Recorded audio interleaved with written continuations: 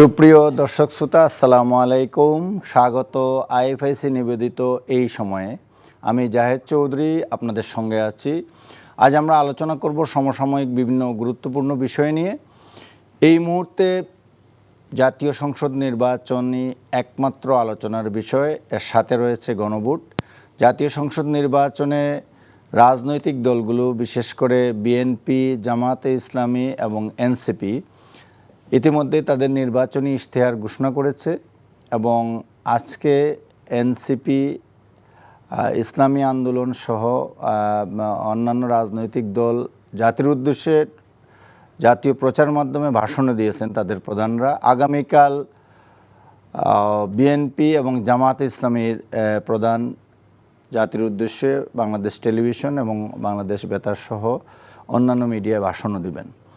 তো বলা যায় যে এই মুহূর্তে প্রচারণা একবারে শেষ পর্যায়ে তুঙ্গে। আজকে দুই দলের প্রধান, বিএনপি এবং জামাত প্রধান, তাদের নিজস্ব নির্বাচনী এলাকায়, জামাত প্রধান তার নিজের নির্বাচনী এলাকায় প্রচার চালিয়েছেন, জনসংযোগ চালিয়েছেন। আর বিএনপির চেয়ারম্যান জনাব তারেক রহমান ঢাকার 6টি আসনে নির্বাচনী প্রচার চালিয়েছেন দিনব্যাপী। আমরা কিছুক্ষণ আগেও দেখছিলাম উনি বাড্ডাতে ঢাকা 11 আসনে প্রচার চালাচ্ছেন। তো এইসব বিষয় নিয়ে আমরা আলোচনা করব। আলোচনার জন্য স্টুডিওতে উপস্থিত রয়েছেন ডাক্তার সাখাওয়াত হোসেন সায়ন্ত, রাজনৈতিক বিশ্লেষক এবং সাধারণ সম্পাদক G9। ডাক্তার সায়ন্ত, আপনাকে এনটিভি স্টুডিওতে স্বাগত জানাচ্ছি। ধন্যবাদ আপনাকে। আরও উপস্থিত আছেন ডক্টর A.K.M. ওয়ারেসুল করিম, ডিন ব্যবসায় ও অর্থনীতি স্কুল, নর্থ সাউথ বিশ্ববিদ্যালয়। ডক্টর ওয়ারেস, আপনাকেও এনটিভি স্টুডিওতে স্বাগত জানাচ্ছি। Thank you for inviting me. Thank you. ডাক্তার সাখাওয়াত, যেমনটি শুরুতে আমি বলছিলাম যে প্রচারণা প্রায় শেষ পর্যায়ে। আজকে আমরা অলরেডি 8 তারিখ পার করে দিছি, 9, 10, 11, 3 দিন। বলা যায় যে ভোটের মাত্র 3 দিন বাকি আছে। এই মুহূর্তে এসে সব কিছু মিলে আমি যেমনটি বলেছি, ইশতেহারও দিয়ে দেওয়া হয়েছে, প্রচারণাও শেষ, জাতির উদ্দেশ্যে ভাষণও শুরু হয়ে গেছে। একবারে শেষ মুহূর্তে আমরা আছি। 48 ঘন্টা আগে প্রচারণা, মানে মঙ্গলবার সকাল 7:30 থেকে প্রচার কার্যক্রমও বন্ধ হয়ে যাবে। আপনার মূল্যায়নটি কি সামগ্রিকভাবে এই নির্বাচনী প্রচারণা, ইশতেহার সব কিছুকে আপনি সামগ্রিকভাবে কীভাবে মূল্যায়ন করেন? আপনাকে ধন্যবাদ জানাচ্ছি এবং আমার সঙ্গে সহ-আলোচক যিনি আছেন তাকে এবং যারা শুনছেন সবার জন্য শুভেচ্ছা রইল। এখনো পর্যন্ত আমার কাছে সব দলেরই নির্বাচনী ইশতেহার, প্রচারণা সব মিলিয়ে পজিটিভই মনে হচ্ছে। টুকটাক কিছু জায়গায় কিছু সংঘর্ষ হয়েছে। বাংলাদেশের নির্বাচনে অতীতের যে কালচার, তাতে এই রকম সংঘর্ষ, সহিংসতা অতীতে আরও বেশি ছিল, সেটা অনেকখানি কমে এসেছে এবার। এটুকু না হলে আমরা খুশি হতাম। আমরা চেয়েছিলাম যে জুলাই গণঅভ্যুত্থান পরবর্তী বাংলাদেশে যারা নির্বাচন করছে তারা সবাই গণঅভ্যুত্থানের পক্ষের শক্তি, নতুন গণতান্ত্রিক মানবিক রাষ্ট্র নির্মাণের পক্ষের শক্তি। সুতরাং তাদের মধ্যে এই সহিংসতা এবং এই রকম প্রতিপক্ষকে আক্রমণের যে ধারা অব্যাহত আছে, এটা না থাকলে আমরা খুশি হতাম। তারপরও এটা খুব মিনিমাম। এটা না হলে ভালো হতো, কিন্তু এইটাও নির্বাচনী পরিবেশকে বা আমাদের প্রত্যাশাকে হোঁচট খাওয়াতে পারে, সেই পর্যায়ে না। ফলে এটুকু আমরা ইগনোর করি যদি, তাহলে এ পর্যন্ত সব কিছু ভালোই। নির্বাচনী ইশতেহারে প্রত্যেক দলেরই নিজস্ব আদর্শ, নিজস্ব চিন্তা চেতনা, অতীত অভিজ্ঞতা সব মিলিয়ে হয়তো সেই বিবেচনায় বিএনপির যেহেতু অতীতে রাষ্ট্র পরিচালনার অভিজ্ঞতা আছে বহুবারের, সেটা মাথায় রেখে বিএনপির নিশ্চয়ই তাদের ইশতেহার একরকম হবে। আর যাদের কোনোই রাষ্ট্র পরিচালনার অভিজ্ঞতা নাই, যারা দল হিসেবে একদম নতুন কিংবা দল পুরনো কিন্তু কোনো অভিজ্ঞতা নাই রাষ্ট্র পরিচালনায়, তাদের ইশতেহার একটু অন্যরকম হতেই পারে। সেটাও বড় বিষয় না।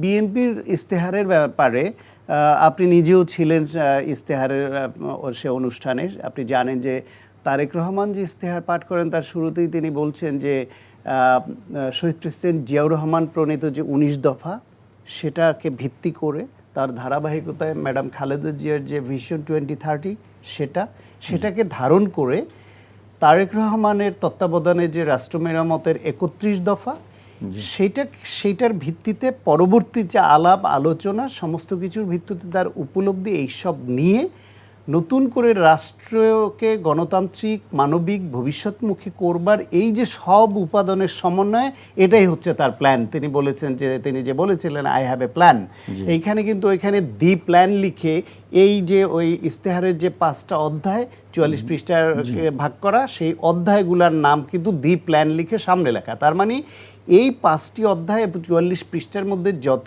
অঙ্গীকার, যে অঙ্গীকারটাকে বা প্রতিশ্রুতিকেও তিনি বলছেন এটি হচ্ছে রাষ্ট্রের সঙ্গে জনগণের চুক্তি। সেই চুক্তিটা উপস্থাপন করেছেন। এই চুক্তিতে যা যা আছে এটাই তার প্ল্যান, এবং সেই প্ল্যানের মধ্যে তিনি স্পন্টেনিয়াসলি যেভাবে বর্ণনা করেছেন, বাংলাদেশে আমরা অতীতে দেখে আসছি, এবারও অনেকেরটা দেখছি। সাধারণত ইস্তেহার প্রণয়নের একটা দলের একটা বিশেষজ্ঞ টিম থাকে, সেই টিম এটা প্রণয়ন করেন। দলের প্রধান সারা দেশ চষে বেড়ান নির্বাচনী প্রচারণায়, তাকে এটা রেডি করে তার হাতে তুলে দেওয়া হয়, তিনি একরকম পাঠ করেন ইস্তেহার অনুষ্ঠানে। তো তারেক রহমানের এইটে পাঠ করা না, এটা হচ্ছে বর্ণনা করা।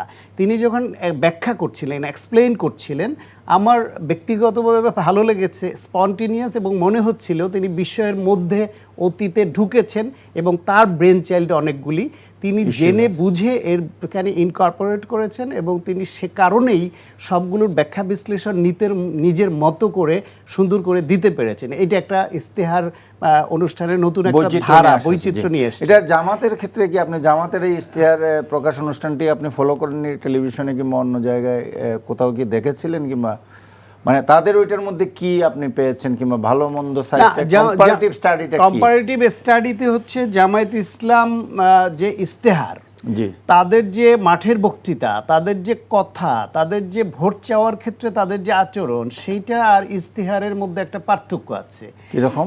যেমন তারা ভোট চাইতে গিয়ে ভেস্তের টিকিট বিক্রি করছে, তারা কোথাও কোথাও শরিয়া আইন করবে এটা বলছে, তারা জাতিকে বিভিন্ন রকমের প্রলোভন দেখাচ্ছে, কিন্তু ইস্তেহারে এসে তার রিফ্লেকশন আবার নাই। ফলে ভোট চাওয়ার বক্তব্য একরকম, ইস্তেহারটা আর একরকম। বিএনপির বেলায় আমি কোনো পার্থক্য এটা পাচ্ছি না।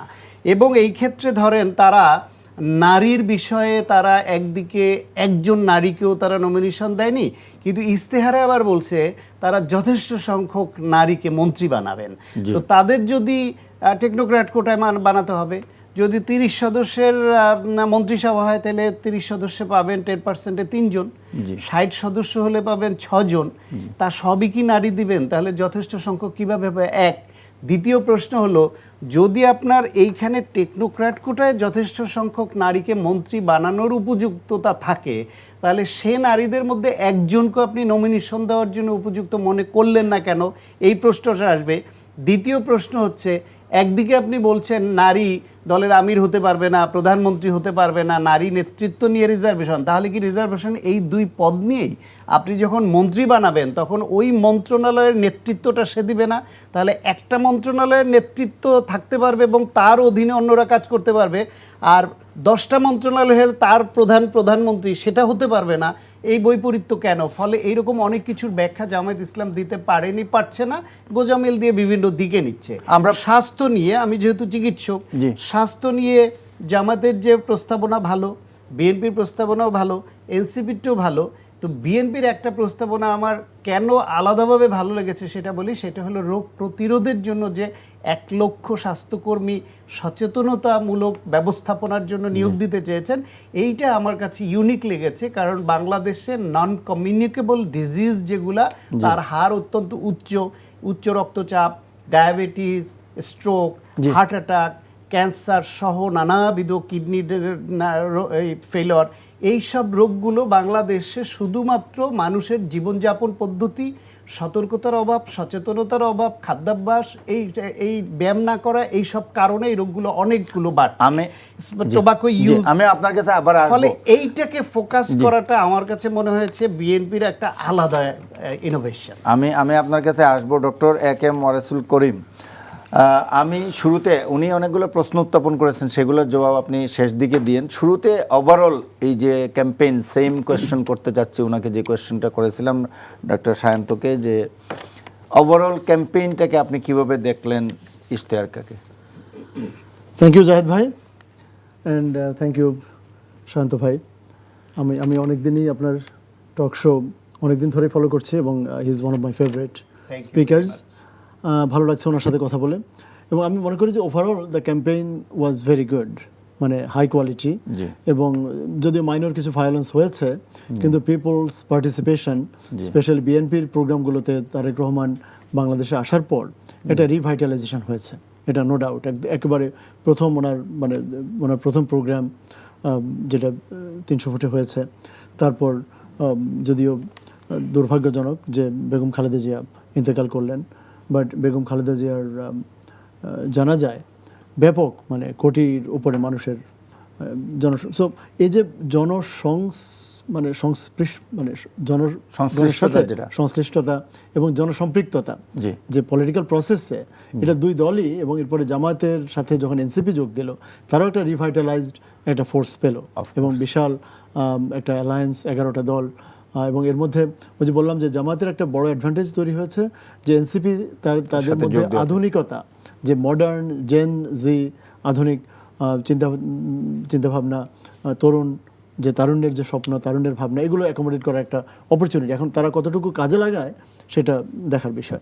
আমার মনে হয় যে campaign overall is very healthy. আর এখন তো সোশ্যাল মিডিয়াতে অনেক বেশি মানুষ অ্যাক্টিভ, সো আমরা হয়তো রাস্তায় মিছিল টিছিল এবার কম দেখছি, পোস্টারলেস এক হিসাবে, পোস্টার কম। না, ওটা তো আইন করে আচরণবিধিতে এটা নিষিদ্ধ করে দেওয়া হয়েছে। করাতে অনেক একটা সন্দেহ ছিল যে একটু ডিপ্রেসিং হবে, কিন্তু সেরকম হয়নি। আমি ওভারঅল আমি ওকে। যদিও দু একটা ব্যাপারে দুই দলই একটু মানে আমি বলবো যে একটু ফ্রিঞ্জ এলিমেন্টস, কিছু মাইনর কথাবার্তার মধ্যে মাইনর ইনফ্র্যাকশন হয়েছে, বাট সেগুলো ধর্তব্য না। আমি মনে করি দুজনই কিভাবে বাংলাদেশ ফিউচার চালাবেন, স্পেশালি দুজনই যখন ইশতেহার আমি দুটাই দেখেছি কাছে থেকে।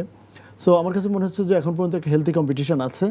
আর বাট কয়েকটা ব্যাপার আমি কথা বলতে চাই যদি আপনি সুযোগ দেন। জি জি, প্লিজ। যেমন আমি মনে করি যে এবারের মানে প্রথম মোটা দাগে বলে নেই যে বিএনপি জামাত এবং আমরা কিন্তু এই গণ অভ্যুত্থানের একটা ডিভিডেন্ড আমরা পাচ্ছি, তাই না? ইভেন আমি যে ডিন হয়েছি এটাও কিন্তু এমনি হতাম না, গণ অভ্যুত্থান না হলে আমার মনে হয় না আমি হতাম।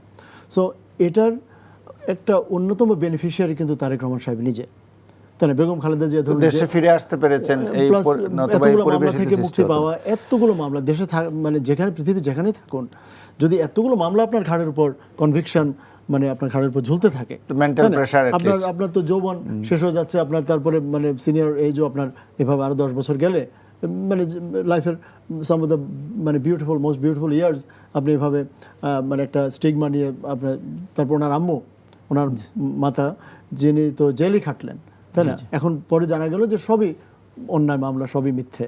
এবং এই গণঅভ্যুত্থান না হলে কিন্তু বেগম খালেদা জিয়াকে কি আমরা বাড়ি থেকে, যদি উনি বাসায় ছিলেন কিন্তু উনি তো গৃহবন্দী, তো এই যে একটা মুক্তির সুবাতাস আমরা সবাই পেলাম, বাক স্বাধীনতা, ব্যক্তি স্বাধীনতা, চলাফেরার স্বাধীনতা। শুরুতে তো প্রথম কয়েক মাস তো একেবারে অসাধারণ লাগতো, ঘুম থেকে উঠলে অনেকে বিশ্বাস করতে পারতো না যে আমরা এখন একটা পরিবেশ। এই বেনিফিটটাকে কিন্তু আমি নোটিস করেছি, শুধু একবার উনি আধিপত্যবাদ শব্দটা উচ্চারণ করেছেন ওই 300 ফুটে, এবং সেই আধিপত্যবাদ একবার বলার পরও নাকি পরপরই ভারতীয় কোনো একটা পত্রিকা এটা নিয়ে ওনাকে শাসানো হয়েছে। আমি এটা ইউটিউবে দেখেছি। পত্রিকা না, এটা ভারতীয় মিডিয়াই ওনার দুইটা টার্ম ইউজ করা, কি একটা হলো হাদিকে এইভাবে স্মরণ করা, আর উনি যেটা বলছিলেন যে এখানে আধিপত্যবাদী শক্তির গোপন এজেন্টরা এরা ঢুকে অনেক সময় আমাদের এই দুইটা ওয়ার্ডকেই এখন দেখুন এটা আমার কাছে এই পরিমাণ স্পর্ধা, এবং সেটার কিন্তু কোনো প্রতিবাদ তারেক রহমান করেনি। আমি আশা করেছিলাম যিনি বাংলাদেশের ফিউচারের নেতা হবেন, যিনি হন, তারেক রহমান হন, ডাক্তার শফিকুর রহমান হন, বা নাহিদ ইসলাম হন, যিনি হন, তাদের মূল ব্যাপার থাকবে আমরা ফিউচার বাংলাদেশ কিভাবে। দেখুন, কিন্তু আধিপত্যবাদ কিংবা ভারতের বিষয়টি যদি আপনি বলেন, এটা নিয়ে একটা আলোচনা করতে চাই। এটা আমার দেশ পত্রিকায় একটা লিড স্টোরি হয়েছিল, আপনি মনে হয় দেখেছেন, যে নির্বাচনী প্রচারে বিএনপি এবং জামাত দুটি দলই এটাকে খুব সচেতনভাবে এটাকে এড়িয়ে গেছে। জামাত কতটুকু এড়াচ্ছে আমি মনে করি না। জামাত কিন্তু মানে এটা আমরা এখন থেকে দিন সাতেক আগে স্টোরিটা করেছিলাম, এরপর থেকে দুই একটা বক্তব্য একটু আসছে, কিন্তু তার আগ পর্যন্ত আমরা একবারে উদাহরণ দিয়ে বলেছিলাম যে খুব সচেতনভাবে এটা এড়িয়ে যাচ্ছিল দুইটা দলই। ঠিক আছে, আমি মেনে নিচ্ছি আপনি হয়তো ইকুইডিস্ট্যান্ট বা মানে কম বেশি, কিন্তু আমার মতে এটা ডাইলিউটেড হয়ে যাবে। আমরা দেখুন, ওই যে বললাম যে সবচেয়ে বড় বেনিফিশিয়ারি কি বিএনপি না? বিএনপি নিজের কথায় ওনাদের 422 জন শহীদ, ওনাদের নিজের কথায় যে 40 লক্ষ থেকে 50 লক্ষ মামলা ওনার কর্মীদের বিরুদ্ধে হয়েছে। তো কথাগুলো যদি সত্যি হয়, আমাদের এলাকায়, আমি যে এলাকায় মানে থাকি, যে বাসা যেখানে, সেখানকার বিএনপির যিনি প্রার্থী প্রথমবার পেয়েছিলেন জনাব সাইফুল আলম নীরব, ওনার নামে নাকি 417টা, এবং আমি বিশ্বাস করি এই যে 417, মানে ওনাকে নিয়ে তো নিউ ইয়র্ক টাইমস স্টোরি হয়েছে, 417টা মামলা, যার আরো বেশি আছে, হাবিবুন নবী খান সোহেলের বিরুদ্ধে আরো বেশি আছে, কার কারণ নামে 700-800 হতে পারে। হ্যাঁ, তাহলে এই দলটির নেতা যিনি, উনি তো শহরের স্বপনে বলবেন যে আধিপত্যবাদকে আমি আর মাথাচাড়া দিতে দেব না, এবং আধিপত্যবাদের মানে দোসর হয়ে আপনি দেখুন, জাতীয় পার্টির থেকে আমরা এর আগে শুনেছি যে ভারতে গিয়ে ঘুরে আসলাম, কিন্তু কি আলাপ হয়েছে সেটা ওনারা পারমিশন না দিলে আমি বলতে পারবো না। মানে এগুলো দুঃখজনক। আমি মানে পলিটিক্যাল রেটরিক নিয়ে মানে ওদিকে টার্ন নেব এটা মনে করি নাই। সো বিএনপির মোটা দাগে আমি মনে করি যে বিএনপির মধ্যে অলরেডি একটা নত জানু পররাষ্ট্রনীতির সেন্স পাওয়া যাচ্ছে, আমরা দেখতে পাচ্ছি। দুটো বিষয়, একটা প্রশ্ন রেজ করেছিলেন যে নারী ইস্যু নিয়ে জামাতে ইসলাম, তারা বক্তৃতায় একরকম বলছেন, ইশতেহারে অন্যরকম বলছেন, বিভিন্ন সময় বিভিন্ন কথা আসছে এবং এটা নিয়ে যথেষ্ট ডিবেট হয়েছে। এটা একটা আনফরচুনেট দিক। হ্যাঁ, ঠিকই রাশেদ ভাই, এটা বললাম যে এত সুন্দর একটা প্রোগ্রাম, মানে জামাতের যে টোটাল প্যাকেজ, এটা 6 দফার মতো।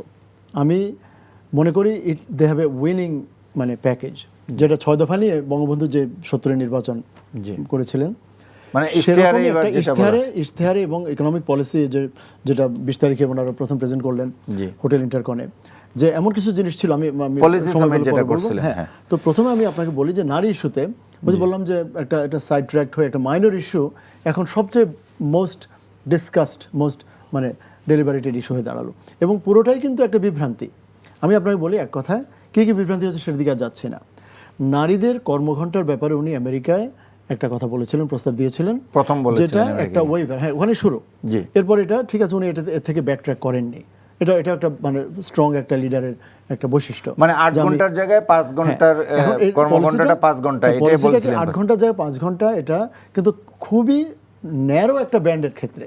যেমন এটা যদি আপনি ধরুন, যদি কেন মানে পলিসিটা কাদের জন্য, it's a waiver for working lactating mothers, মানে যারা, এটা তো পরে এসে ব্যাখ্যা দিলেন, শুরু থেকেও কথাটা ইট ওয়াজ মেন্ট, কারণ উনি দুধ খাওয়ানোর কথা বলেন নাই তো। মাতৃত্বকালীন সময় তো একটা অবিবাহিত মেয়ে তো আর মানে বাচ্চাকে ফিড করে না। উনি বলেছেন যে তারা বাচ্চা গর্ভে নেয়, তারপর তারা বাচ্চাকে 2 বছর 2.5 বছর তারা রেজ করে। তো আপনি বুঝতে পারেন এটা নিশ্চয়ই আমার জন্য বলেননি, কারণ আমি যদি বলি পরীক্ষার্থীদের জন্য এই সুযোগ, তাই না, যারা এসএসসি পরীক্ষার্থী তাদের জন্য আপনি ফ্রি মানে আপনি একটা ক্লাস রুটিন রাখলেন। তাহলে পলিসিটা মানে অলওয়েজ ইন ওয়ার্ডস এবং ইন স্পিরিট ছিল যে এটা শুধুমাত্র ইয়ের জন্য, মানে আপনার ইয়ে টাইমটা মাতৃত্বকালীন, মানে যখন আপনি ওই যে বেবি কনসিভ করার পরে আপনি যখন বাচ্চা হবে, তার থেকে তো বেবি কনসিভ করার সময় থেকে বাচ্চা মানে মা হওয়ার সময় আমাদের দেশে 6 মাস এমনি ম্যাটারনিটি লিভ সরকারি প্রতিষ্ঠানগুলোতে আছে।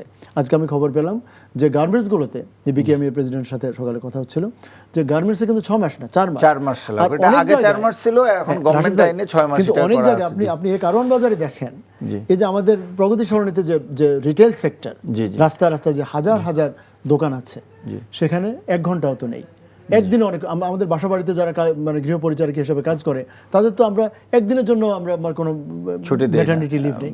আচ্ছা, তাহলে জামাতের নেতা আমির সাহেব বলেছিলেন যে আপনি মাতৃত্বকালীন আর ঐচ্ছিকভাবে, it was a choice, it was an option, not an obligation. আমরা বলি যে মানে ফাইন্যান্সে তো আমরা অপশান ইউজ করি। এখন অপশান মানে ধরুন আমাকে আপনি সুযোগ দিলেন যে আপনি ডিন হলে আপনি ওয়েভার পাবেন, আপনি কোর্স পড়াতে হবে না। না, এখন যদি একজন চাকরি না করে 3 ঘন্টা চাকরি না করে বেতন পায়, এটা কি একজনও নারী পাবেন যে সে এটাকে অ্যাভেল করবে না? আমি আমার কলিগদের জিজ্ঞেস করেছি, আমার বোন অ্যাভেল করবে না, কারণ বেতন তো সে পাবে। আপনি করবেন, এটা চাকরি করলেও বেতন পাবে, না করলেও ওই সেম অ্যামাউন্টই পাবে। যে কোনো রেশনাল হিউম্যান বিইং, আমরা যখন আমার কাছে তো উল্টো দরখাস্ত, আমাদের 100-র উপরে দরখাস্ত প্রতি সেমিস্টারের পরে যে কোর্স ওয়েভার, মানে আমরা 4টা কোর্স পড়াতে হয়, কিন্তু আপনি লিখলেন যে আমার 2টা পেপার পাবলিশ হয়েছে, আমি 4টা জায়গায় 3টা পড়াতে চাই। আমি একটা বড় প্রজেক্ট পেয়েছি, গবেষণা প্রজেক্ট, আমি 2টা পড়াতে চাই।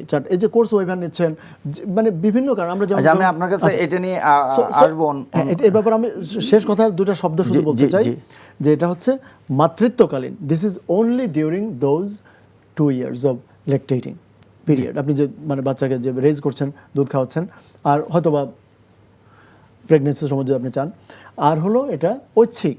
আর একটা ভেরি ইম্পর্টেন্ট, আপনি যদি মনে করেন কম্পিটিশনে আছেন, যেমন আমি একটা উপজেলা চেয়ারম্যান, উপজেলা ম্যাজিস্ট্রেট, অথবা আমি বিভাগীয় প্রধান, আমার তো 8 ঘন্টা 5 ঘন্টা হলে অন্য 3 ঘন্টা কে কাজ করবে, এ ধরনের সময় আপনি নেবেন না। এটা তো ইটস নট এ কম্পালশন।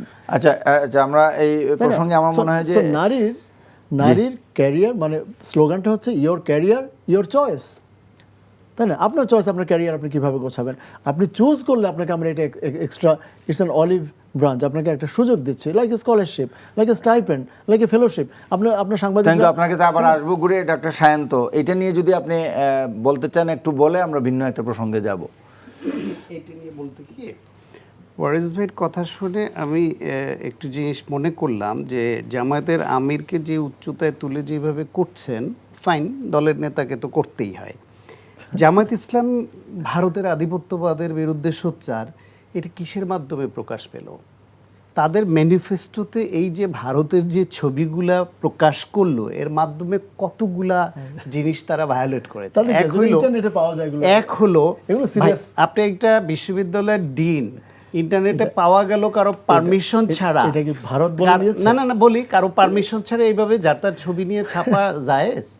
আপনি কি বলেন, জায়েজ কিনা? দায়িত্বশীল এবং বড় দল হিসেবে এটা দেখা উচিত, জায়েজ কিনা এটা বলেন। আপনি চাইলেন আর অন্যের একটা ছবি ক্রেডেনশিয়াল দিয়ে আপনি ছেপে দিবেন, কপিরাইটেড কিনা? কপিরাইটেড হোক বা না হোক, আপনি ইচ্ছা মতো চাইলেই পারেন। সেটা একটা পার্টের ভিতরে, এটা তো সুপারভিশন দুর্বল ছিল বলে শিক্ষিত মানুষদের এটা আমি আশাই করি না, যদি আইনস্টাইন আশাই করি। ওয়ারিস ভাই, আমি বলে নেই কথাটা, পরে জবাব দেন প্লিজ। আমি বলে নেই, পরে জবাব দেন। আপনার সময় জবাব দিবেন, আপনার সময় জবাব দিবেন, আপনার সময় জবাব দিবেন। আমি বুঝেই বলছি, আমি আবার অনুরোধ করছি। আচ্ছা ঠিক আছে, আমার কথাটা রেইজ করতে দেন, আপনি জবাব দেওয়ার সময় পাবেন। গাইড করে না, আপনি আমার লজিকটা আমাকে দিতে দেন, পরে আপনি আপনারটা শোনা গেছে তো, আপনি বলছেন যে এটা কপিরাইটেড না, সো এটা করছে। আমি বলি ওনার টনি কোন কেন পারমিশন নেবে? আমি বলি একটা হচ্ছে গিয়ে কথা 6টা ছবি, একজন চিকিৎসক তিনি একটি শিশুকে চেক করছেন, নারী চিকিৎসক, সেটা কেন ভারতীয় হতে হবে? আমার দেশে এরকম ছবি পাওয়া যায় না? এটা কি ভারত দেখে যাই হোক, এটা যার উপর দায়িত্ব ছিল, আপনাকে আমি আবার অনুরোধ করব, এটা আপনার সময় আপনি আবার এটা বলেন। এডুকেটেড প্রফেসর অফ ইউনিভার্সিটি, আমি রিকোয়েস্ট করছি আমার কথাটা শেষ করতে দেন। ভিউয়ার্সদের জন্য ফেয়ার হচ্ছে না। আমি বলছি আমার কথা শেষ, আপনার ব্যাখ্যা তো দিতে পারবেন। অযৌক্তিক কথাবার্তা। আরে আশ্চর্য কথা, আপনি এতক্ষণ যে কথা বলেন, যে কারণে আমি এদের সঙ্গে বসতে চাই না। ডক্টর সাকাওয়াতকে শুনি, আপনারা দুইজনই ইউনিভার্সিটির প্রফেসর, উনি কিন্তু আচ্ছা, আপনার কথাটা আমি ধৈর্য ধরে শুনেছি কিনা? কথা হচ্ছে আমি আপনার কথাটা ধৈর্য ধরে শুনেছি কিনা? কথা বলি নাই ওয়ারিস ভাই, আমি বলি আপনার কথাটা, আমি বলছি আপনার কথাটা ধৈর্য ধরে আমি শুনেছি কিনা? আধিপত্যবাদী আপনি আপনার সময় আপনি বলেন, ওনাকে বলতে দেন। আমি আপনাকে জিজ্ঞেস করছি, আপনার কথাটা আমি ধৈর্য ধরে শুনেছি না? আধিপত্যবাদের ডেফিনিশনটা জানতে হবে আমাদের। কি কথা হোয়াট ইজ বলেন? আধিপত্যবাদ? আচ্ছা, আপনি পরে বলেন।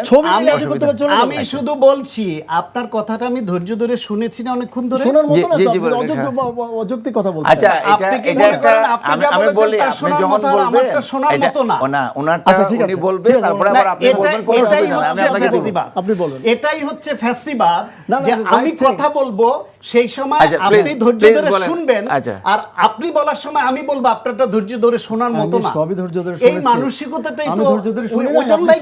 আচ্ছা, আমি বলছি অসুবিধা নাই, এটা পরে আবার বলেন, অসুবিধা নাই। বলেছি আপনার সময় আবার আপনি যা খুশি তাই বলেছেন, আমি শুনেছি। তা আপনি কি আমার মত দিয়েছেন? আপনার মত দিয়েছেন। আচ্ছা, এখন আমি আমার মত দেব, আপনি শুনবেন। আপনি সেটা শুনতে প্রস্তুত থাকলে আমি বলবো, না হলে বলবো না। একটু বলেন, ঠিক আছে, না, ঠিক আছে, আপনাকে কথা দিতে হবে, আমার কথার সময় ইন্টারাপ্ট করবেন না, ধৈর্য ধরে শুনবেন। শুনবে কিনা? এটা একজন শিক্ষিত লোকের লক্ষণ, যে ধৈর্য ধরে শুনবে না। উনি তো বলছে যে উনি যা বলেন না, বলতে দিতে হবে, এই কথাটা দিতে হবে। উনি বলবেন যে আমি যা খুশি তাই বলবো, এইজন্য বলতে দিবে না। না, বলতে দিচ্ছি তো। আমারটা লজিক আছে কিনা দর্শকরা ডিসাইড করুন। ঠিক আছে, বলুন, আপনি বলুন। আপনি করেন, প্রথম হলো ম্যানিফেস্টোতে ভারতীয় ছবি 6টা ছবি কেন আসলো সেই ব্যাখ্যা দেন। আবার কথা বলবেন না প্লিজ, আপনি কথা বললে আমি কথা থামিয়ে দিব। আচ্ছা, আপনি প্রথমে বলতে হবে 6টা ছবি কেন আসলো। ভারতকে মেসেজ দিলেন যে আপনার যে কালচারাল আধিপত্য এই দেশে বহাল ছিল, আমরা তা বহাল রাখবো, আমাদের ব্যাপারে আপনারা শত্রু ভাববেন না।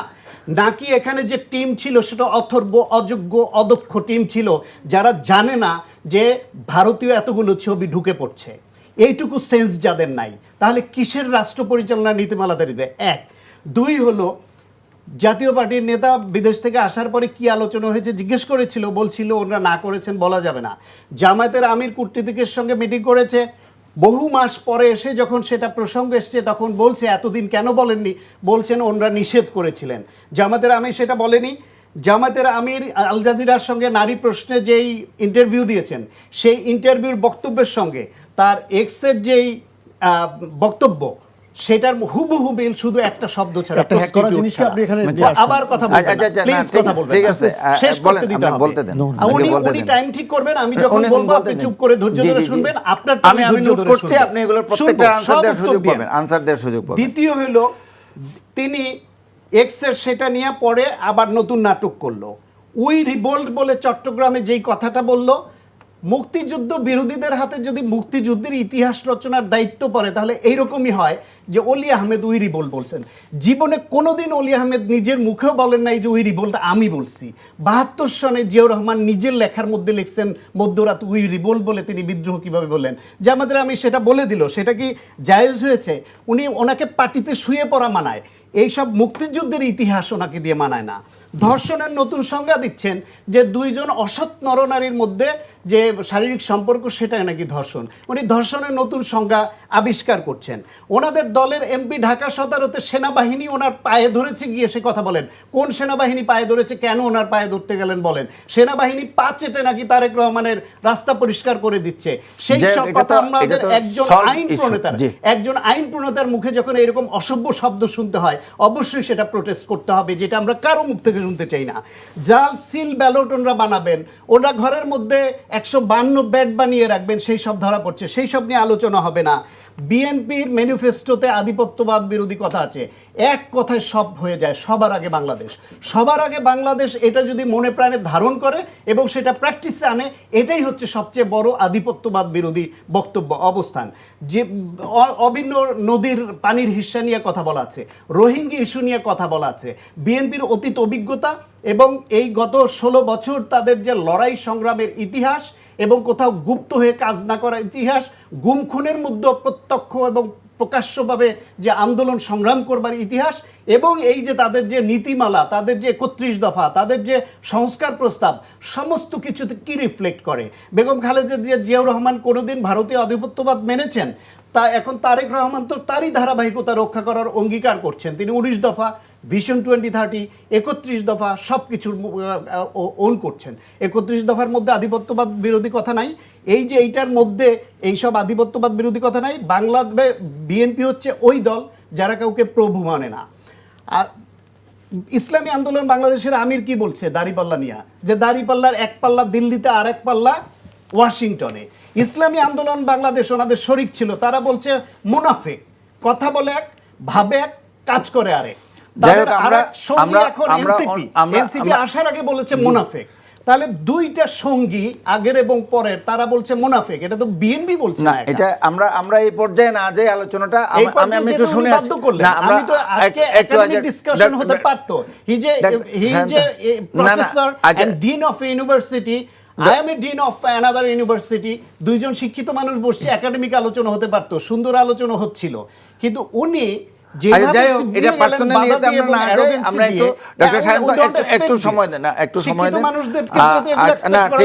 পার্সোনাল কোনো কমেন্ট না করি, আমরা এই জায়গায় থাকি। ডক্টর ওয়ারেসুল করিম, যে সমস্ত বিষয় উনি উত্থাপন করলেন, এই বিষয়ে আপনার যা বলার, আপনি যদি কিছু বলতে চান তাহলে অবশ্যই আপনি বলবেন। ধন্যবাদ। কিংবা আমরা নতুন প্রসঙ্গে যাব, আপনার এটার আনসার দিলে দেওয়ার পর। ধন্যবাদ।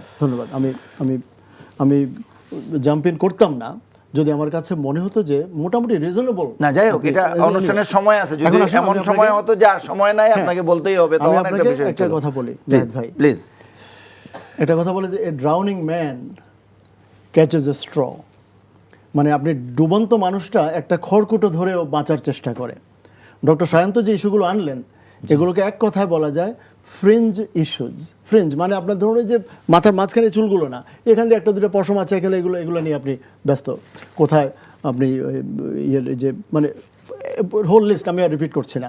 আমি কথাটা তুলেছিলাম যে বিএনপির যে বাংলাদেশি জাতীয়তাবাদ, বিএনপির তো একটা আজকে তৈরি হয় না, উনি মানে ডক্টর সায়ন্ত নিশ্চয়ই ইতিহাস জানেন, বিএনপি একটা big broad coalition of pro Bangladesh forces.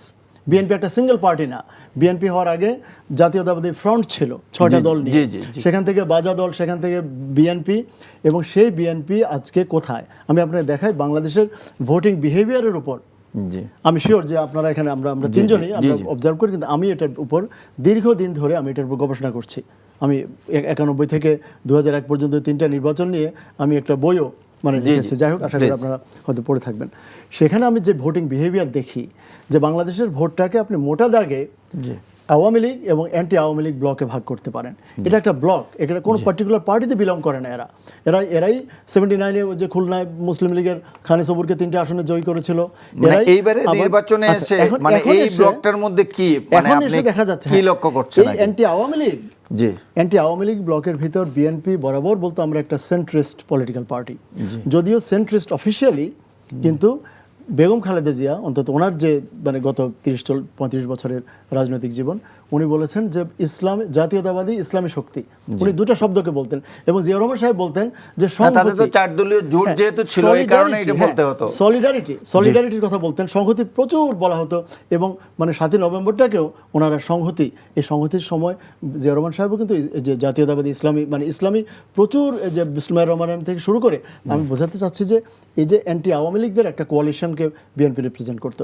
এবং দেখুন মানে আমার এখানে একটা প্রশ্ন আছে, আপনি যেটা বলতে চাচ্ছেন যদি আমি ভুল না বুঝে থাকি, যে এই যে অ্যান্টি আওয়ামী লীগ পোর্শনটাকে বিএনপি লিড দিত, এটুক পর্যন্ত তো ডক্টর সায়ন্ত একমত আছেন কিংবা মানুষ জানে। এখন এইবারের নির্বাচনে আপনার অবজারভেশনটা কি, যে এখন এসে এই অ্যান্টি আওয়ামী লীগ কিংবা এই ফোর্সের এখন কি লিডারশিপটা চেঞ্জ হয়ে যাচ্ছে আগামী নির্বাচনে, কিংবা এই ভোটের মধ্যে কি অনেক বেশি দেখা যাবে যে জামাতের দিকে অনেক বেশি ভোট চলে যাবে? কোন দিকে দেখুন, আমি ফিউচারের কথা নাই বললাম, এটা আল্লাহ জানেন। জি ঠিক আছে, আপনার অবজারভেশনটাই বলেন। সাম্প্রতিক অতীতের দিকে যদি তাকান, জি আপনি যদি 5টা বিশ্ববিদ্যালয়ের ভোটের দিকে, যেটা আমাদের কাছে কোনো হাইপোথেসিস না, যেটা রিয়ালিটি অবজার্ভড, আপনি যদি দেখেন এখানে কি হয়েছে, এখানে আওয়ামী লীগের ভোট আর অ্যান্টি আওয়ামী লীগের ভোট কে পেয়েছে? মানে অ্যান্টি আওয়ামী লীগ যে ভোট ঢাকা ইউনিভার্সিটিতে নিশ্চয়ই মানে আপনি বলতে চাচ্ছেন যে এই 5টা বিশ্ববিদ্যালয়ে অ্যান্টি আওয়ামী লীগ ভোটটা যখন ডিভিশন হয়েছে তখন জামাতের বাক্সে বেশি গেছে, কিংবা জামাত সমর্থিত ছাত্র দলের কাছে অলমোস্ট অ্যান্টি আওয়ামী লীগ, পুরানো অ্যান্টি আওয়ামী লীগের কোনো ভোটই নেই। ছাত্রদল ঢাকা ইউনিভার্সিটি যে ভোটটা পেয়েছে, সেখান থেকে আগামী নির্বাচনে আপনার কাছে মনে হচ্ছে যে একইভাবে এটা রিফ্লেকশন হবে? হয়তো অতদূর হবে না। আমি আপনাকে এর পেছনের যে বিজ্ঞানটা বলি, আপনি ঢাকা বিশ্ববিদ্যালয়ে নিশ্চয়ই 14,000 ছেলে মেয়ে ছাত্র শিবির করতে পারে না, মানে সাধারণ অনেক ভোট তারা পেয়েছে এখানে। আর ছাত্রদল যে 1,005 ভোট পেল, সেখানে যদি আপনি 1200 ভোট, জগন্নাথ হলের 1200 ভোট আপনি বাদ দেন, তাহলে ছাত্রদলের ভোটটা কোথায়? কেন সেখানে যে বাগছাস কাদের বাকেরা কেন ভোট পেল না? ওরা মাত্র কয় মাস আগে ওরা এত বড় একটা সফল অভ্যুত্থান লিড করলো, ওদের কথায় লক্ষ লক্ষ ছেলে মেয়ে রাস্তায় নেমে আসলো, ওরা ভোট পেল না কেন? বিকজ আমি যে ভোটিং বিহেভিয়ার, যে অ্যান্টি আওয়ামী লীগ ভোট, এরাকে অ্যাজ এ ব্লক তারা বিহেভ করে, তারা একসাথে থাকে। তো যখন যদি অ্যান্টি আওয়ামী লীগ যখন বাজারে থাকে, তখন সবাই একসাথে হয়। দেখুন কোন আসনে তারা জামাতকে ভোট দিয়েছে, কোন আসনে তারা বিএনপিকে ভোট দিয়েছে। ইভেন যেবার জোট হয় নাই অফিসিয়ালি 1991-এ, সেবারও কিন্তু যেখানে জামাত যে 18টা আসন পেয়েছিল, সেখানে বিএনপি অনেক কম ভোট পেয়েছে। বিএনপির ভোট এত কম না, সেখানে আওয়ামী লীগের সাথে কিন্তু জামাতের কন্টেস্ট হয়েছে। আবার 96-তে মাত্র 3টাও যদি পায়, স্টিল যেই জায়গাগুলোতে জামাত ভোট পেয়েছে, সেখানে কিন্তু at the expense of BNP. অর্থাৎ আর 2001 আমরা দেখতে পাচ্ছি না। এখন নেক্সট ইলেকশনটাতে আপনার প্রেডিকশনটা কি? নেক্সট ইলেকশনে যেটা হচ্ছে, আপনি ওই বিশ্ববিদ্যালয় থেকে শুরু করে প্রায় দেশে একটা সাইসমিক শিফট হয়ে গেছে। এখানে আওয়ামী লীগের সমর্থকরা, ওই যে বিভিন্ন টক শোতে যারা 2-1 জন এখনো আছেন, হ্যাঁ, এবং বিএনপি যাদেরকে মানে ওপেন আর্মস, হাত ওয়েলকাম করছে, মানে উষ্ণতার সাথে বুকে জড়িয়ে নিয়েছে। আচ্ছা, সেই যারা 16-17 বছর আওয়ামী লীগের দালালি করলো, ফ্যাসিবাদের আওয়ামী লীগের দালালি করলো, অসুবিধা নাই। আওয়ামী লীগ একটা বৈধ রাজনৈতিক দল ছিল, তাই না? আওয়ামী লীগ বাংলাদেশের স্বাধীনতা যুদ্ধে নেতৃত্ব দিয়েছে। কিন্তু স্বৈরাচারের, ঋণ খেলাপিদের, লুটেরাদের যারা দালালি করলো, সেই দালালদের জায়গা হলো বিএনপির মঞ্চে। কোন মঞ্চে? আপনি এই যে ফার্ম গেটে আমাদের যে কৃষিবিদ মিলনায়তন সহ এসব জায়গায় বিএনপির অফিসিয়াল প্রোগ্রামগুলোতে বিএনপি তাদেরকে বুকে জড়িয়ে নিয়েছে। বিএনপি জড়িয়ে নিয়েছে বলেই জগন্নাথের ছেলেরা 1200 থেকে 1300 ভোট জাতীয়তাবাদী ছাত্র দলকে দিয়েছে। নির্বাচনে কি প্রতিফলন হতে পারে? আমি যেটা দেখতে পাচ্ছি যে অ্যান্টি আওয়ামী লীগ ভোটের এখন নেতৃত্ব, মানে এটার এটার কাণ্ডারি যেটা বিএনপি ছিল সেটা এখন কাণ্ডারি চলে গেছে জামাতের হাতে। এবং এটা আরো পাকাপোক্ত হয়েছে এনসিপি যেহেতু তাদের সাথে যুক্ত হলো। এখন তো সেন্ট্রিস্ট পার্টি, এনসিপি দাবি করেছে তারা সেন্ট্রিস্ট। এবং আমি আপনার সাথে আমি মানে যে কোনো পলিটিক্যাল সায়েন্টিস্টের সাথে আমি এই বিষয়ে আলাপ করতে চাই যে is BNP any longer A centrist? BNP তো এখন অনেক লেফটে শিফট করে গেছে, যেটা মানে মির্জা ফখরুল সাহেব নিজে বলেছেন, তাই না? এবং যেটা আমাদের জনাব বদরুদ্দিন ওমর স্যার বলে গেছেন যে এখন বিএনপিকে সবচেয়ে প্রগতিশীল দল মনে হয়। কোনোদিন তারা বিএনপিকে প্রগতিশীল, বিএনপি জামাত হাইফেন দিয়ে একসাথে করেছে। আর একটা কথা না বললেই না, এই যে মুক্তিযুদ্ধের কথা আনলেন সায়ন্ত ভাই, জামাতের মুক্তিযুদ্ধকালীন ভূমিকা আমরা সবাই জানি, তাই না? এটা গৌরবজনক না, এখানে ডেফিনেটলি এটা জামাতের অন্যতম ব্যাগেজ। কিন্তু এই স্বাধীনতা বিরোধী দলটাকে, তথাকথিত স্বাধীনতা বিরোধী দলটাকে গত 35 বছর ধরে তাদেরকে ব্যবহার করে কারা ক্ষমতায় ছিল? তাহলে তার মানে আপনি আজকে বলছেন যে তারা স্বাধীনতা বিরোধী, যারা স্বাধীনতা যুদ্ধ করে নাই, তো করে তো না আমরা জানি, কিন্তু তাদেরকে আপনার 1991-তে তো সরকারি গঠন করলেন, নারী আসনগুলো ভাগ করে নিলেন, 96-তে তারা আলাদা, আবার 2001-এ, 2008-এ, 2018-তে আপনি এই যে 30-40 বছর আপনি কোটি কোটি মানুষকে কি আপনি বোকা ভাবেন? আমি আপনার কাছে আবারও আপনার ভোটারদের প্রতি আপনার শ্রদ্ধা থাকা উচিত যে ভোটারদের কাছে আপনি আমি চাই ইউ মিন হোয়াট ইউ সে। হ্যাঁ, আপনি যদি স্বাধীনতার ইস্যু আপনার কাছে এত গুরুত্বপূর্ণ হয়, হুইচ ইজ ভেরি একটা ফেয়ার ইস্যু, লেজিটিমেট ইস্যু, এবং জামাতকে অবশ্যই আপনি স্বাধীনতার ইস্যুতে সমালোচনা করবেন না কেন? কিন্তু সেই সমালোচিত যাদের এতগুলো মানে এত জিনিস আছে, আমরা এই যে যুদ্ধাপরাধ থেকে শুরু করে মানে বিভিন্ন, সেখানে আপনাদের 35 বছরের আপনি শুধু সঙ্গী না, আপনি যদি ব্যবহারও করে থাকেন বা আপনাকে তারা ব্যবহার করে থাকে, আপনি যে ব্যবহৃতও হন, স্টিল আপনি মরালি ব্যাংক্রাফট। সো আমি মনে করি না বিএনপির, অন্তত আওয়ামী লীগের রাইট আছে, সায়ন্ত ভাইয়ের রাইট আছে এটা এজ সায়ন্ত ভাই, কিন্তু বিএনপির অফিসিয়ালি এই মরাল রাইটটা নাই জামাতকে এখন ওই 71-এর ব্যাপার নিয়ে খোঁটা দেয়া। বিকজ 71 ঘটেছিল 91 আগে ঘটেছে, যদি নতুন কিছু ঘটতো তাহলে আপনি প্রশ্ন তোলেন। ঠিক আছে, আপনার কাছে আমি আসছি ডক্টর সায়ন্ত। যে জিনিসটা, একটা জিনিস আপনার কাছে জানার বিষয়, উনি যেটা বলছেন যে এন্টি আওয়ামী লীগ যে একটা পোলারাইজেশন ছিল, এখন এটার নেতৃত্বে জামাত কিংবা এন্টি ইন্ডিয়ান আধিপত্যবাদ বিরোধী যে টার্মটা উনি ইউজ করছেন, সরাসরি অ্যান্টি ইন্ডিয়ান না বলে যেটা অ্যান্টি ইন্ডিয়ানই বোঝা যায়, এইটার লিডটা এখন জামাত দিচ্ছে। হ্যাঁ, লিড জামাত দিচ্ছে না, বিএনপি দিচ্ছে। সেটা নির্বাচনী ভোটের ফলাফলে আমরা স্পষ্ট হয়ে যাবে এই মাত্র 3 দিন পরেই, ভোটের দেখলেই। কিন্তু বাংলাদেশে যেটা ধরেন, আমি নিজে ইন্ডিয়ান আধিপত্যবাদের বিরুদ্ধে সব সময়, এখনও আছি, ভবিষ্যতও থাকবো। আমি এন্টি আওয়ামী লীগ সবসময়, অতীতে ছিলাম, এখন আছি, ভবিষ্যতও থাকবো। কারণ আওয়ামী লীগরে আমি কোনো ভদ্র পলিটিক্যাল পার্টি মনে করি না। তা আমি তো বিএনপিকে বিলং করি, সমর্থন করি। এরকম অসংখ্য সমর্থক পাবেন।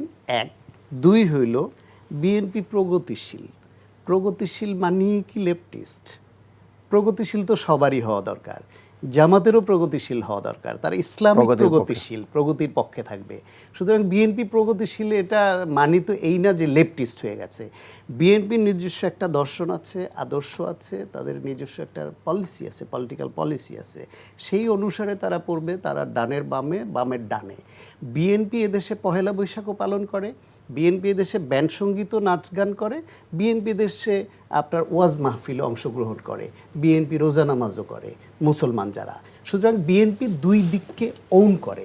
আর জামায়াত হচ্ছে পহেলা বৈশাখ ওন করে না, জামায়াত হচ্ছে এই ব্যান্ড সঙ্গীত, নাচ গান, নৃত্য এটা ওন করে না, এদেশের ভাস্কর্য ওন করে না, এদেশের এই যে নাটক সিনেমা, তারা ইসলামী শরিয়া বা ইসলামী আইন, আল্লাহর আইন বলে। আমার এই নাটক সিনেমা, নাচ গান কোন আদলে হবে বিএনপি আসলে? নারী বিষয়ে জামায়াত ইসলাম এখনও হ্যাজি, জামায়াত এখনও নারীর অবস্থানে অস্পষ্ট, অস্বচ্ছতা রেখেছে। আল জাজিরার বক্তব্য একরকম, মাঠে বেহেস্তের টিকিট বিক্রির সময় একরকম, আবার এই ইস্তেহারে একরকম, ফর্মাল টক শোতে কথা বলার সময় আর একরকম। তাদের একজন নারীকে কেন এটা? নমিনেশন কেন মনে হয় যে এটা কারণ আপনি যে হলো বলছেন, জামায়াত অভিযোগটা এখনো করছেন? জামায়াত আগে ছিল ধর্মভিত্তিক, টোটালি ধর্মভিত্তিক ধর্মীয় আদর্শের দিকে পরিচালিত একটা দল বলে তারা মনে করত। সেইটাকে যা আমাদের একটা প্যারাডাইম শিফটিং হয়েছে। সেই শিফটটা হচ্ছে শেখ হাসিনা যেরকম ওই যে ইন্ডিয়াপন্থী এবং অন্য ধর্মের দিকে তাদের একটু ঝোঁক বেশি, কালচারালি অন্য দিকের, এইসব নিয়ে তারা কে বা কারা কেউ পরামর্শ দিয়েছে তোমাকে হেজাব পড়তে হবে, নেকাব পড়তে হবে, ওইভাবে ছবি তুলতে হবে, ওইভাবে করলে মুসলমানদের ভোট বেশি পাবা, ক্ষমতায় আসা সহজ হবে। তখন 96 নির্বাচনের আগে হেজাব নেকাবের ছবি দেখেছেন না, বক্তব্য দেখেছেন না? জামায়াতকে এরকম কোনো না কোনো কনসেপ্টে তাদেরকে হয়তো এইরকম শিফটিংয়ের জন্য প্রভাবক হিসেবে কাজ করেছে যে শুধু ধর্মের নাম নিয়ে, শুধু আল্লাহর আইন নিয়ে, এটা নিয়ে তোমরা এগোতে পারবে না, তোমাদের সঙ্গে হিন্দু নিতে হবে, তোমাদের সামনে নষ্ট হলেও মুক্তিযোদ্ধা নিতে হবে, মেজর আক্তারের মতো নষ্ট লোককে সঙ্গে নিতে হবে, তোমাদেরকে এইরকম ভিন্ন স্ট্র্যাটেজি নিয়ে আগাইতে হবে, আগে ক্ষমতায় আসো, পরে দেখা যাবে। নারীর প্রশ্নে সেই জন্য তাদের দলীয় পলিসি একরকম, আল জাজিরার কথা একরকম, আবার ধরা খেয়ে এখন বলতেছে আমরা যথেষ্ট সংখ্যক মন্ত্রী বানাবো। প্রসঙ্গ এটা আমরা যথেষ্ট আমরা এটা আলোচনা করছি, আমরা একটু ভিন্ন প্রসঙ্গে আপনার কাছ থেকে শুনতে চাই, সম্পূর্ণ ভিন্ন প্রসঙ্গে যেতে চাই যে নির্বাচন তো অত্যাসন্ন, একবারে কাছাকাছি সময়।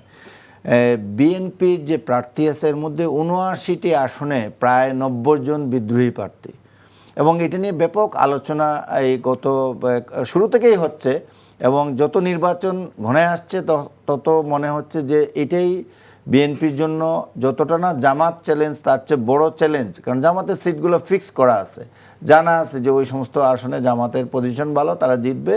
সংখ্যা হয়তো আগে 18টা হলে, 30টা হলে, এখন 60টা হবে, 60টার জায়গায় 90টা হবে। কিন্তু বিএনপির যে এই ৭৯টি আসনে বিদ্রোহী প্রার্থী এখনও শক্তভাবে দাঁড়িয়ে, আপনি কি মনে করেন নির্বাচনে এটা কতটুকু প্রভাব ফেলতে পারে? প্রথম কথা হলো বাংলাদেশে জামায়াত ইসলামের প্রত্যেক রাজনৈতিক দলের ভোট ব্যাংক বলতে একটা কথা আছে না, এরপর হইল সুইং ভোটার, এই দিকে ওই দিকে হয়। ভোট ব্যাংক বিবেচনায় জামাতের ভোট ব্যাংক হইল তাদের 5 থেকে 6%, একটা নির্বাচনে হাইয়েস্ট 12% পেয়েছে, তাও বিএনপির ভোট তাদের বাক্সে পড়েছে, যেটা ওয়ারেস ভাই নিজে বললেন। 91-তে জোট হয়নি, কিন্তু জামায়াত ইসলাম যে 18টা পড়েছে, আমি বলি মনে হয় এখন কত শতাংশ এটা বিএনপি এই 5 থেকে 6%, 12% এখন কততে দাঁড়াইছে আপনার কি মনে হয়? জামায়াত ইসলাম গত 16 বছর ওই গুপ্ত হয়ে কিছু কাজ করলো, এমন কিছু করে বসেনি যে প্রান্তিক জনগোষ্ঠী জামাতমুখী হয়ে গেছে। 91 সালে তারা 18টা সিট পেয়ে তারা আওয়ামী লীগের সঙ্গে মিলে এবং নির্বিঘ্নে রাজনৈতিক কার্যক্রম চালিয়েও 96-তে তত্ত্বাবধায়কের অধীনে এসে 3টা সিট পেয়েছিল এবং ভোট ড্রাস্টিক্যালি হ্রাস করেছিল, কারণ বিএনপি ভোট দেয় নাই জামাতকে। ওইবার যখন জোটে থাকে তখন ভালো করে, সেই ক্ষেত্রে জামায়াত একটা বা আওয়ামী লীগ নেই, এই ভ্যাকুমের সুযোগে তাদের কিছু ভোটের পার্সেন্টেজও বাড়বে, কিছু আসনও বাড়বে, কিন্তু কোনোভাবেই 3-4 সিট থেকে উল্লম্ফন কত গুণ হতে পারে সেটা যেই ভাইবটা জামাত দিচ্ছে তার ধারে কাছেও যাবে না জামাত। কারণ হলো এদেশে দেখেন আওয়ামী লীগের ভোট নিয়ে আপনি ওয়ারেস ভাইকে প্রশ্ন করেছিলেন না, এইখানে একটা ইস্যু আছে। আওয়ামী লীগের নেতারা, শীর্ষ পর্যায়ের নেতারা বা অনেকেই মুক্তিযুদ্ধের চেতনাটাকে বাণিজ্যে পরিণত করে এটাকে খেলো বানিয়ে ফেলেছে, এটা সত্য, সেটা আমরা কেউ পছন্দ করিনি, সমালোচনা করেছি এবং তার খেসারত তারা দিচ্ছে। 1 মিনিট সময় দিতে পারবো আপনাকে। কিন্তু আওয়ামী লীগের প্রান্তিক এবং বিভিন্ন পর্যায়ে তাদের ফলোয়ার নেতা কর্মীরা অসংখ্য আছে যারা সত্যিকার অর্থে মুক্তিযুদ্ধের চেতনা ধারণ করে। পার্টি প্র্যাকটিসে তারা পারেনি তাদের নেতাদের কারণে। যে বুকের মধ্যে একটু মুক্তিযুদ্ধের চেতনা ধারণ করে তার সিলটা কোনোভাবেই দাঁড়িপাল্লার উপরে পড়বে না, এটা আপনি হলফ করে বলে দিলাম। মাথায় তারা কি আসলে ভোট দিতে যাবে? মেজরিটি ভোট দিতে যাবে, শুধুমাত্র পলাতক যারা, তারা বাদে যারা আছে এখন তাদেরকে সোসাইটিতে মিলেমিশে তাদের চলতে হবে, তাদের এইখানে থাকতে হবে। কোনোদিন আওয়ামী লীগ আবার যদি ব্যাক করে রাষ্ট্রীয় বিবেচনায়, তাহলে আবার তারা আওয়ামী লীগ করবে কিনা সেটা পরের বিবেচনা, কিন্তু এই মুহূর্তে সোসাইটিতে বাস করতে হলে এদের মেজরিটি ভোট দিতে যাবে। এবং তাদের মধ্যে মুক্তিযুদ্ধের পক্ষের একটা রাজনৈতিক দল, তাদের অনেক ত্রুটি বিচ্যুতি আছে, ফ্যাসিবাদী শাসন কায়েম করেছিল, সব করেছিল, কিন্তু রাষ্ট্রের নাগরিক হিসেবে তারা যখন ভোটার এবং ভোট দিতে যাবে, দুইটা কারণে জামায়াতে এবং এইদিকে দিবে না। এক হলো এনসিপি হলো তাদের নগদ শত্রু, এনসিপি হলো আওয়ামী লীগের নগদ শত্রু, এনসিপি জামাতের সঙ্গে সেই একটা। 2 হইল ধর্মের অপব্যবহার এবং মুক্তিযুদ্ধের বিরোধিতার কারণে দাঁড়িপাল্লা মার্কায় বা এনসিপির মার্কায় আওয়ামী লীগের সিল পড়বে যে প্রকৃত আওয়ামী লীগ, এটা অ্যাবসার্ড, অসম্ভব। আপনাকে ধন্যবাদ। আমি ডক্টর ওয়ারেস আপনার কাছ থেকে আমি আপনাকে 1.5 মিনিট সময় দিলাম। 1.5 মিনিট সময় আমার হাতে আছে। এর ভিতরে উনি যে কোয়েশ্চনটা রেইজ করেছেন যে মুক্তিযোদ্ধাদের ভোট জামাত পাবে না, আর জামাত এই 5-6% থেকে 12%-এ উঠেছিল, কতটুকুই বা যাবে, আপনার কি মনে হয়? এটা এখানে দেখুন, আমার সময় কিন্তু খুব অল্প, এই জন্য ছোট করে বলতে হবে। 1975 সালের 7ই নভেম্বরের আগে কি বিএনপি নামে একটা পার্টি ছিল? না, ছিল না। এখন যেমনি এনসিপি কিছুদিন আগে ছিল না, তাই না? কোশ্চেন হচ্ছে যে 1978-এ বিজেপি 2টি আসন পেয়েছিল, এরপরে কিন্তু শাইনিং ইন্ডিয়া দেখানোর পর 300-400 পাচ্ছে। কোশ্চেন হচ্ছে শান্ত ভাই মানে ইলেকট্রাল যে ভোটিং বিহেভিয়ার, এটা নিয়ে উনি সেই 25 বছর আগে পড়ে আছেন। যে পরিসংখ্যানগুলো উনি দিচ্ছেন, এটা একটা হলো প্রায় 35 বছর আগের 1991, আর একটা হলো 30 বছর আগের 1996। আমি আপনাকে বলি যে এই মুক্তিযুদ্ধের চেতনা বিশ্বাসী ভোটার কি শিক্ষিতদের মধ্যে বেশি হবে না অশিক্ষিতের মধ্যে বেশি হবে? ইউনিভার্সিটি এডুকেটেড, ঢাকা বিশ্ববিদ্যালয়, যেখানে শত শত অধ্যাপক আছেন যারা নিজে মুক্তিযুদ্ধের চেতনা নিয়ে সকাল বিকাল মানে লালন করেন, এবং এটা নিয়ে এটা যাদের জ্ঞান সবকিছু, তাহলে চট্টগ্রাম বিশ্ববিদ্যালয়, রাজশাহী বিশ্ববিদ্যালয়, তাদের ভোটগুলো জামাতের বাক্সে পড়বে আপনি মনে করছেন? না, আমি কি বলছি, বড় কথা না, আপনি নিজেই দেখুন যে এই মুক্তিযুদ্ধের চেতনা বিশ্বাস, ঠিক আছে, এই মুক্তিযুদ্ধের আমি আওয়ামী লীগের ভোট চাচ্ছি না, আওয়ামী লীগের ভোট আমি চাচ্ছি না। আমার কথা হচ্ছে মুক্তিযুদ্ধের চেতনায় বিশ্বাসী মানুষ, তাই না, তারা কোথায় ভোট দিয়েছে বা ভোট দিতে পারে, মানে দ্য মোস্ট এডুকেটেড ওয়ান্স। আপনি লাস্ট একটা সেন্টেন্স আমাকে বলেন যে আপনার বিবেচনায় কি জামাত কি তাইলে রাষ্ট্রীয় ক্ষমতায় আসছে নির্বাচনে? আপনার কি মনে হয়? জামাত রাষ্ট্র ক্ষমতায় আসার সমূহ সম্ভাবনা তৈরি হয়েছে। আমি যেটা বলি আপনাকে যে মুক্তিযুদ্ধ আমাদের এই 18 কোটি মানুষের সবচেয়ে বড় অর্জন আমাদের, কিন্তু এই মুক্তিযুদ্ধের চেতনা নিয়ে ব্যবসা এই দেশের মানুষ পছন্দ করে না। ধন্যবাদ আপনাকে, অসংখ্য ধন্যবাদ আপনাকে, অসংখ্য ধন্যবাদ। এগুলো এখন বিএনপি করছে, বরং জামাতের আপনি যে বললাম যে লো ট্যাক্স, যে 19% ট্যাক্স, ভিএটি 60-এর উপরে যারা চিকিৎসা পাবেন, জামাতের পলিসিগুলো যদি ওরা নিয়ে সামনে আসতো, যে বললাম না 6 দফার মতো একটা উইনিং ফর্মুলা জামাতের হাতে আছে, কিন্তু অযথা ওই যে নারী টারি ইত্যাদি ইস্যুতে এটা কনফিউশন তৈরি করা হয়েছে।